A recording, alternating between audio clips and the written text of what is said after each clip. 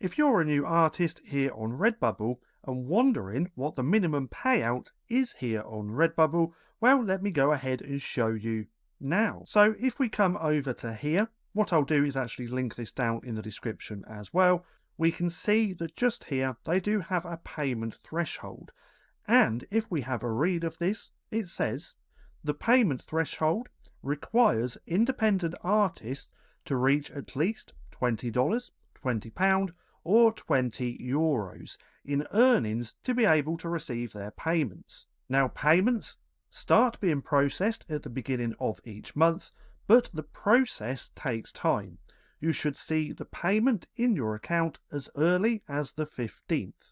So, the minimum payout is $20, €20, or £20, and if you meet that threshold, you should see your earnings in your account as early as the 15th.